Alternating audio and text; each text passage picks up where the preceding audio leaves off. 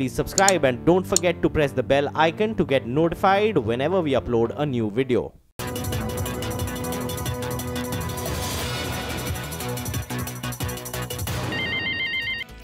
नमस्कार, आप देख रहे हैं ट्रेडर्स हॉटलाइन और मैं हूं हर्षदा सावंत। अगर आपने कोई ट्रेड लिया है या फिर लेना चाहते हैं तो आप हमसे सीधे बात करें।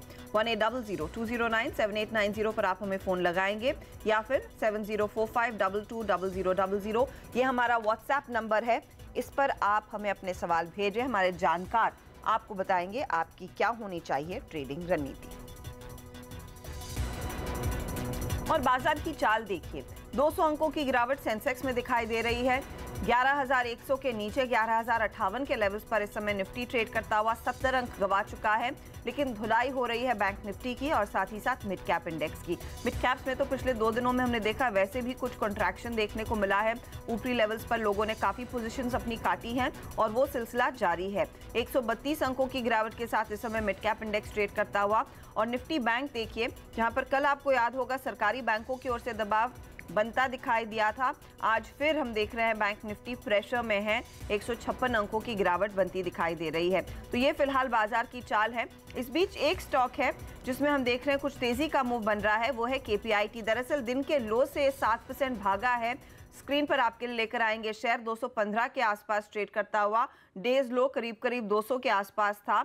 और यहाँ पर डेवलपमेंट यही है कि कंपनी बिरला सॉफ्ट को खरीद रही है और दोनों एंटिटीज का एक मर्जर होने वाला है। ओपन ऑफर भी कंपनी के प्रमोटर्स लेकर आएंगे। हमारे साथ KPIT टेक्नोलॉजीज के MD और CEO किशोर पाटिल जुड़ गए हैं। पाटिल साहब, क्या बेसिक प्रेमाइस है इस मर्जर के पीछे जो आप बिरला सॉफ्ट के साथ विलय करने वाले हैं?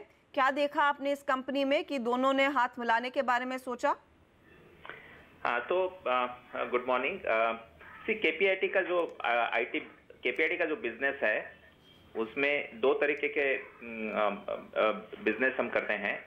एक में बिजनेस IT है जिसमें लार्ज तो डिजिटल बिजनेस हम करते हैं, और दूसरा जो है उसमें मेनली ऑटोमोटिव इंजीनियरिंग का बिजनेस करते हैं।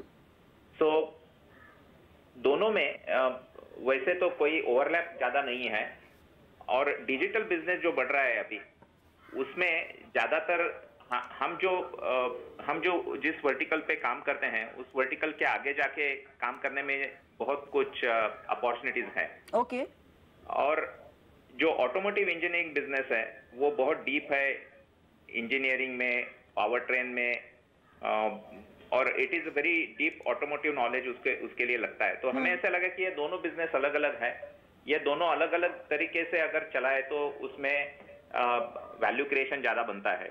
नाउ बिरला सॉफ्ट जो कंपनी है जो बेसिकली उस डिजिटल एंटरप्राइज में उसके अच्छी कैपेबिलिटीज है, अच्छी मैनेजमेंट आ गई है, और इसके कारण हमें लगा कि ये 2 बिजनेस हम मर्ज करते हैं तो एक 500 मिलियन की अच्छी कंपनी बन जाती है which is focus on digital enterprise. और दूसरी जगह ऑटोमोटिव इंजीनियरिंग में दुनिया में एक बेहतरीन कंपनी बन सकती है ऑटोमोटिव इंजीनियरिंग में। इसके कारण हमें लगा कि ये अच्छा बन सकता है। ओके। क्या शेयर होल्डर से आप फीडबैक ले रहे हैं? क्या ये, क्योंकि इस समय चर्चा यही है, क्या ये बेस्ट सूटेड मर्जर है? क्या आपको कोई और बेहतर कंपनी मिलती? क्योंकि पहले भी हमने काफ़ी ज़्यादा रिपोर्ट्स पढ़ी हुई थी कि शायद आप टाटा ग्रुप से बात कर रहे थे, वो आपने भी खुद अखबारों में पढ़ा होगा, और फाइनली आपने बिरला सॉफ्ट को चुना है इस विलय को आगे बढ़ाने के लिए। तो वो क्या खासियत है बिरला सॉफ्ट की? सर, आपके शेयरधारक यही समझना चाहेंगे, बिकॉज स्लैडली एन अननोन कंपनी, ज्यादा कुछ जानकारी है नहीं इस कंपनी के बारे में मार्केट में। करेक्ट है। हम सो आई थिंक वो तो इन्फॉर्मेशन आप देखेंगे, हम शेयर भी ज्यादा करेंगे जैसे जैसे ये जो कंपनी है बहुत उसने ट्रांसफॉर्म किया है लास्ट 2-3 साल में। उसको अच्छी मैनेजमेंट टीम आई है, स्ट्रैटेजी बनाई है अच्छी तरह से, जो कुछ जो कस्टमर्स है जो उसमें भी उन्होंने डिपेंडेंस कम कर दिया है बड़े कस्टमर से। सो ओवरऑल ये company has gone through a transformation, और हमें इसलिए लगी कि जो मिड साइज कंपनी है, हमारे जो कस्टमर्स है, जिधर से हमारी पोजीशनिंग है कि निश कंपनी जो मिड साइज कंपनी है, तो उसके लिए ये ज्यादा अच्छा रहेगा। Okay. और दूसरी जगह तो है हमारे एम्प्लॉयज के लिए भी। आई थिंक जो तरह से केपीआईटी बिजनेस चला रहे हैं। लास्ट ईयर अगर देखा क्वार्टर ऑन क्वार्टर अच्छा परफॉर्मेंस दिया है, तो ये मैनेजमेंट तो रहेगी। सो ये दोनों मिलके आई थिंक ये will be a very good combination. Okay, जो पॉजिटिव है आप कह रहे हैं कि केपीआईटी का करंट मैनेजमेंट रहेगा, बस ये बट जाएगा ऑटोमोटिव और आईटी बिजनेस में। सो आईटी बिजनेस मेरे ख्याल में वो कोर रेलेवेंस बिरला सॉफ्ट का है। अब तक इनका रेवेन्यू स्ट्रीम कैसा रहा है, अगर आप हमें उसका अंदाजा दे सके, क्योंकि आपके बिजनेस से तो बाजार वाकिफ है। तो उनका बिजनेस करीब 142 मिलियन के आसपास है ईयरली, एंड उसका अच्छा प्रॉफिटेबिलिटी अच्छा है और ग्रोथ अच्छा है। सो ये दोनों मिलके 500 मिलियन की कंपनी बन जाएगी। एज ए सेड, ये जो नई मैनेजमेंट आई है, जो मैनेजमेंट जो आई है, उन्होंने बहुत उनका एक्सपीरियंस बड़ी कंपनी मैनेज करने का है। सो उसके कारण ये बहुत अच्छा मर्जर हो सकता है। अच्छा, और इवेंचुअली आप दोनों कंपनियों को लिस्ट भी करेंगे? यार ये तो लिस्ट हो ही जाएंगे इमीडिएटली। मर्जर के बाद दो कंपनी बन जाएगी, दोनों डीमर्जर हो जाएंगे। ओके, मुझे ये सर एक बताइए कि ऑटोमोटिव बिजनेस जहां पर आपको पोटेंशियल दिख रहा है, उसमें कितनी ग्रोथ की संभावना है कमिंग क्वार्टर्स में? आप कितना बड़ा साइज एंटिसिपेट कर रहे हैं उस पर्टिकुलर एंटिटी का होगा, और फिर आईटी बिजनेस का क्या साइज रहेगा आने वाले साल में? सो ऑटोमोटिव जो बिजनेस है, हमें तो बहुत अच्छे पोटेंशियल दिखती है। दो कारण हैं। एक तो हमारी पोजीशनिंग लीडरशिप की है, सिर्फ इंडिया में नहीं, ग्लोबली हम बहुत अच्छे कस्टमरों के साथ काम करते हैं। सो उधर जो नेक्स्ट 4-5 साल है, उसमें जो ऑटोनॉमस है, इलेक्ट्रिफिकेशन है, उसके कारण बहुत ज्यादा ग्रोथ आ सकती है। उसमें फोकस करना पड़ेगा, इन्वेस्टमेंट लाना पड़ेगा, बट एज इस बेसिस पे भी 15-20% की ग्रोथ तो आ ही जाएगी। सर, ओपन ऑफर की प्राइस आपने 182 पर तय की है, और उसके ऊपर तो ऑफ कोर्स स्टॉक वैसे भी कारोबार कर रहा है, एक स्पाइक देखने को मिला है। क्या इस प्राइस को आगे चलकर आप रिविजिट करेंगे, क्योंकि शेयर होल्डर्स, स्पेशली वो रिटेल शेयर होल्डर्स के हाथ में क्या आ रहा है? नहीं तो इसका पर्पस ऐसा है ओपन ऑफर का कि एक तो हम सेबी के तरफ से गए हैं शेयर प्राइस निकालने में। दूसरी जगह ऐसा है कि हमने जो ये अनाउंस कर दिया है, इसमें किसी को अगर लगता है कि उसे ये ठीक नहीं लगता है, तो उसे एक एग्जिट रहना चाहिए। ये पर्पस है ओपन ऑफर का। और ये तो because of the way we are doing this, हमें भी करनी जरूरी है। सो दोनों कारण से हम दे रहे हैं। मुझे लगता है कि ये हम सेबी की गाइडलाइन की तरफ से जा रहे हैं। शुक्रिया पाटिल साहब, हमारे लिए समय निकाल कर डिटेल्स देने के लिए। 182 के भाव पर वो ओपन ऑफर ट्रिगर होता हुआ दिखाई देगा, लेकिन फाइन जब दोनों कंपनियों का विलय होगा और उसके बाद ऑटोमोटिव बिजनेस अलग से लिस्ट होने वाला है और आईटी बिजनेस अलग से लिस्ट होने वाला है। पाटिल साहब ये भी मेंशन कर रहे थे कि आप ध्यान में रखिएगा कि ऑटोमोटिव बिजनेस में एक अच्छी खासी ग्रोथ देखने को मिल रही है, और जो करंट केपीआईटी का मैनेजमेंट है वो स्प्लिट हो जाएगा आईटी बिजनेस में और साथ ही साथ ऑटोमोटिव बिजनेस में, एंड वाइस वर्सा वो बिरला सॉफ्ट के साथ भी होता हुआ दिखाई देगा। बिरला सॉफ्ट में उन्होंने हमें ये जरूर बताया है कि इनका रेवेन्यू करीब $142 मिलियन का रहा है पिछले क्वार्टर तक। केपीआईटी टेक्नोलॉजीज 3% की बढ़त पर इस समय ट्रेड करता हुआ। लेकिन मार्केट पर वापस लौटते हैं। आज यहाँ पर बिकवाली हावी है, हमारे साथ हमारे जानकार जुड़ गए हैं और आपके सवालों के जवाब भी लेंगे। आज हम बात कर रहे हैं मितेश ठक्कर से, और साथ ही हम एक गौरव बिस्सा से भी एक कॉल लेंगे कि आपकी क्या ट्रेडिंग रणनीति होनी चाहिए। पहले मार्केट से ही शुरुआत करते हैं, इंडेक्स से। गौरव, आपकी क्या स्ट्रैटेजी रहेगी, क्योंकि देखिए कल के उछाल और हाइस को छूने के बाद आज फिर बाजार में थोड़ा सा करेक्टिव कंसोलिडेशन वाला मूव। Good morning.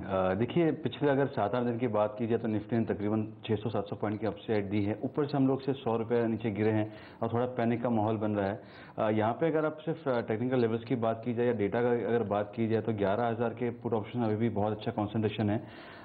एक और चीज़ मैं दर्शाना चाहूँगा, यहाँ पे लोग पीसीआर की बात करें, हाई पीसीआर है, लेकिन ये भी देखना बहुत ज़रूरी है कि उसके टोटल ओआई कॉन्सेंट्रेशन उसमें कितना है। ये वैसा है कि स्टॉक बहुत गिर चुका है लेकिन वॉल्यूम्स बिल्कुल नहीं है, तो टेक्निकली उसको एक वीक सेलिंग कही जाएगी। तो सिमिलरली यहाँ पे पीसीआर भले ही हाई है, अगर आप एवरेज स्ट्राइक्स पे अगर देखोगे कितना ओआई है तो 20 लाख, 25 लाख, 30 लाख यही चल रहा है। तो ये इवेंट के पहले बहुत कम इसको ओआई कहा जाएगा, तो पीसीआर को उतना दरकिनार किया जा सकता है। और इमीडिएट सपोर्ट जो देखे जाते हैं वो 11,000 के लिए है बैंक निफ्टी के लिए। तो मेरी राय यही है कि आप यहाँ पे या 11,040 अगर बैंक निफ्टी अगर आती है तो आप बाय कर सकते हैं। 11,000 का इसमें सपोर्ट होगा या स्टॉप लॉस होगा 10,095 10,090 का। ऊपर में 11,140 150 के लेवल्स के लिए प्ले कर सकते हैं।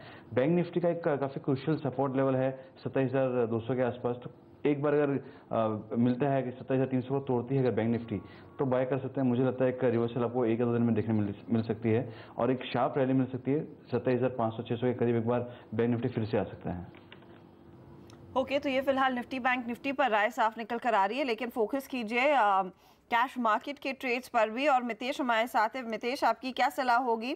जिस तरह से बाजार एक बार फिर फिसल रहे हैं, क्या थोड़ा सा चौकन्ना रहना पड़ेगा बैंक निफ्टी की चाल को देखकर? मुझे लगता है अर्शदा, आई थिंक एक तो ये कि 11,040 का मेरे लिए इंट्राडे चार्ट्स पे इंपॉर्टेंट सपोर्ट है, आवरली चार्ट्स पे, और हम लोग वहीं की उसी लेवल के आसपास ट्रेड कर रहे हैं। तो अगर ये लेवल्स को तोड़ के अगर थोड़ा सा और सेलिंग प्रेशर दिखता है तो मुझे लगता है कि फिर ये शॉर्ट टर्म में एक स्लाइटली बड़ा करेक्शन का साइन करेगा और करीबन 150 पॉइंट की निफ्टी गिरावट और देखने को मिल सकती है, जिसमें कि मिड कैप स्टॉक्स में हाई बीटा होने की वजह से गिरावट बढ़ सकती है। तो 11,040 नीचे आई थिंक मैं अपनी लॉन्ग पोजीशंस काफ़ी हद तक कम करने की सलाह दूंगा और शॉर्ट भी एक्सप्लोर करें स्टॉक स्पेसिफिक बेसिस पे। जहाँ पे ब्रेकडाउन आ रहे हैं वहाँ पे आप शॉर्ट भी कर सकते हैं या इंडेक्स के पुट ऑप्शन भी बाय कर सकते हैं। ओके, तो ये फिलहाल आपके लिए मार्केट या फिर इंडेक्स पर राय, लेकिन ऑप्शन स्ट्रैटेजी पर फोकस करते हैं। इनफैक्ट बैंक निफ्टी में ही ऑप्शन की रणनीति आप दे रहे हैं। गौरव, क्या ट्रेड रहेगा? देखिए, इवेंट के पहली बार हमने देखा, काफ़ी अच्छे के बाद में मैं कहूँगा पहली बार तो नहीं, जहाँ पे आईवीज बहुत ही लुक्रेटिव है, काफ़ी हाई आईवीज है। विक्स पे अगर आप देखेंगे तो काफ़ी ऊपरी लेवल्स पे है, तो इसका बेनिफिट लिया जा सकता है यहाँ से। अगर आप 26,500 bank Nifty weekly option first Feb का एक्सपायरी वाला और 28,500 ये दोनों कंबाइन अगर आप बेचते हैं 85 रुपीज़ के आसपास से जा रहा है, तो मुझे लगता है यहाँ पे काफ़ी संभावना है कि आपको इसमें एक अच्छा मुनाफा देखने मिले। 45 का इसमें टारगेट होगा, 105 रुपीज़ का इसमें स्टॉप लॉस होगा। इसमें राशनल बस ये है, आईवीज काफ़ी हाई है, 1000 पॉइंट ऊपर और नीचे के हम लोग स्ट्राइक्स ले रहे हैं, तो तकरीबन 4% का हम लोग स्ट्राइक्स की बात कर रहे हैं अवे की, और फिर भी इतना अच्छा अगर मिल रहा है हमको प्रीमियम्स वगैरह, तो मुझे लगता है ये काफ़ी बेनिफिशियल है। और 1 तारीख के पहले मुझे लगता है एटलीस्ट ये रिड्यूस हाफ तो हो ही जाना चाहिए। ओके, ये फिलहाल आपके लिए प्री बजट स्ट्रैटेजी आती हुई बैंक निफ्टी 26,500 का पुट लेकर चले और पुट बेचिएगा, माफ़ कीजिएगा, और 28,500 का कॉल बेचें। ये फिलहाल एक स्ट्रैटेजी गौरव आपके सामने रख। और हमारे साथ अब हमारे दर्शक जुड़ रहे हैं। बात करते हैं मनीष जैन से, कोलकाता से लाइन पर है। मनीष, नमस्कार, पूछिए। हाँ जी, मैं मनीष जैन बोल रहा हूँ। बताइए सर। मेरे पास पीटीसी की एक लॉट है 115 रुपये 35 पैसे में। मेरे को लगा था बजट के दौरान पावर सेक्टर पे काफी एम्फेसिस रहेगा, सोच के मैंने लिया था ये शेयर, बट देखा हम तब से लिया नीचे ही जाया जा रहा है। सर, अनुमान तो यही है कि पावर सेक्टर को इम्पेटस दिया जाएगा, लेकिन प्री बजट क्योंकि बाजार में काफी तेजी हो गई है तो लोग समय समय पर मुनाफा वसूली भी कर रहे हैं। उसी सिलसिले में स्टॉक भी दबाव के घेरे में है। तो आपको पहले एक स्टॉप लॉस सुझा देते हैं। मितेश, वो स्टॉप लॉस क्या होगा? 115.35 की खरीद है। आज देखिए 7 रुपए के नुकसान पर ये बैठे हैं और बजट सर पर है। क्या होल्ड करना चाहिए, और अगर होल्ड करें तो क्या स्टॉप लॉस लगाएं? अच्छा, एक तो ये कि इसका जो चार्ट स्ट्रक्चर थोड़ा वीक है, तो और सपोर्ट के पास है स्टॉक, 105 का सपोर्ट है, तो 105 के स्टॉप लॉस को होल्ड करें, परंतु बाउंस बैक में निकलने की तैयारी रखें। 113-14 मिलता है तो आपकी कॉस्ट के काफ़ी नज़दीक रहेगा, वहाँ पे क्लिक कर लें। ओके, ये फिलहाल आपके लिए सलाह पीटीसी पर 107.20 के आसपास ट्रेड करता हुआ। अगले दर्शक से बात करते हैं और रवि हमारे साथ लाइन पर हैं छपरा से। पूछे रवि। जी नमस्कार मैडम। नमस्कार सर। मेरे पास रिलायंस है 965 के रेट पर एक लॉट। ठीक है। और ये सन फार्मा भी अभी बाई किए हैं आज। सन फार्मा किस भाव पर सर? हाँ, ये 565 पर 565। और कितना टाइम देंगे रवि जी? नहीं लगता, वहां पर आवाज टूट गई है उनकी, ऑडियो कनेक्शन में कुछ प्रॉब्लम है। सन फार्मा 565 की खरीद और 965 पर रिलायंस इंडस्ट्रीज। गौरव, आपकी सलाह क्या होगी? देखिए रिलायंस की अगर पहले बात की जाए तो एकदम इमीडिएट सपोर्ट्स के आसपास ही है, यहीं से एक आप ब्रेकआउट कह सकते हैं हुआ था, ओआई एडिशंस भी यहीं से हुए थे, तो फिलहाल आप इसमें बने रह सकते हैं। यहाँ पे आप 958 का इसमें स्टॉप लॉस लगा लीजिए फ्यूचर्स में और आप बने रह सकते हैं। ये अगर होल्ड करते हैं तो मुझे लगता है वापस एक शार्प बाउंस आपको देखने मिल सकता है और ये फिर 985 990 के लेवल्स के लिए जा सकता है 3 या 4 दिनों के अंदर। यहाँ पे बहुत गिरावट जो है ओआई एडिशंस इसमें नहीं देखने मिल रहे हैं। अनवाइंडिंग है, अनवाइंडिंग जनरली फिजल आउट हो जाती है 2 या 3 दिनों के बाद में। आज मार्केट थोड़ा वीक है, इसके लिए पार्टिसिपेशन और थोड़ा हो रहा है। अदरवाइज जब मार्केट स्टेबल होगा मुझे लगता है लार्ज कैप्स में एटलीस्ट रिलायंस है वो आउट परफॉर्म करना चाहिए स्पेस में, तो मुझे लगता है आप इसमें बने रह सकते हैं। और दूसरा स्टॉक इन्होंने जो सन फार्मा कहा है, अगर इनकी खरीदी 565 वगैरह की अगर है तो मुझे लगता है आप बने रह सकते हैं। काफ़ी अच्छे लेवल थे यहाँ पे।